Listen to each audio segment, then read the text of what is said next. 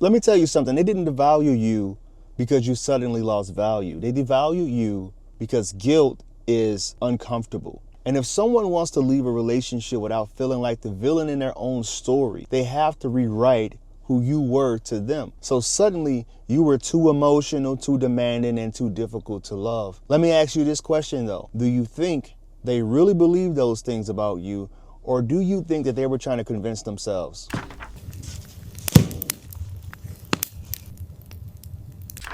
What's going on, my beautiful people? Welcome back to the Rebound Journal. Welcome back to another video. I feel they devalued you because they didn't want to feel guilty about rebounding to someone else. Now, this video isn't going to be for everyone, but for the people that it's for, know that I hear you, I see you, and I totally understand what you're going through. Unfortunately, people struggle to take accountability in relationships, especially when they feel like they're the one to blame. If you ever notice that someone started to criticize the things about you that they said that they liked in the beginning, you know, if they said that, oh, you're such a person that's orderly, that's always on time, then all of a sudden in the end of the relationship, they had to complain about you never being flexible and always being a little too controlling or too orderly. I think that's interesting because usually that's them trying to change the narrative about the relationship. It wasn't really about you. This is about them and their agenda and what they truly wanted to do. They truly wanted to go off and be with someone else, but to make themselves sleep better at night, these are the things they had to tell themselves. And they have the tendency to start comparing you to other people.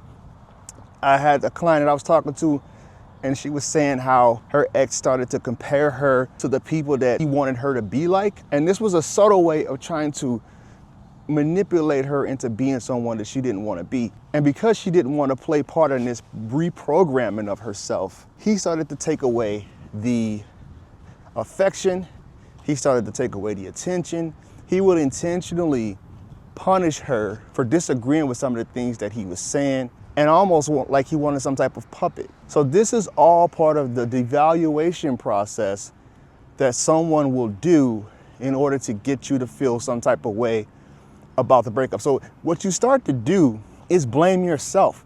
You start to think, I must have pushed this person into this other person's arms. And then you start to think about all the things that you did in that relationship and take blame and take credit for it. Because if they managed to go out and find a new person so easily, the issue must have been you, right? No, the issue was them not wanting to be honest with themselves about some of the things that they were lacking in this relationship and some of the things that they could have done better.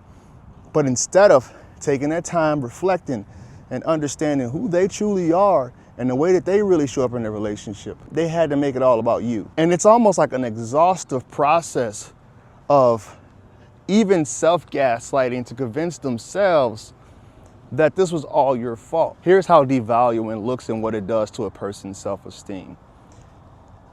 If you completely showed up consistently throughout the whole relationship, which means not a whole lot about yourself has changed, and then all of a sudden, everything about you they don't like or they're annoyed by, that is a subtle form of devaluing. If you ever felt like something was just off about this person, then you must know that your intuition was correct, right? And I don't want to take up too much of you guys' time today. I'm just going to put this quick message out there for you. So I want to thank you guys for stopping by the Rebound Journal. Feel free to subscribe to the channel and check out this library that I'm growing here. Thank you guys, and I will see you in the next video.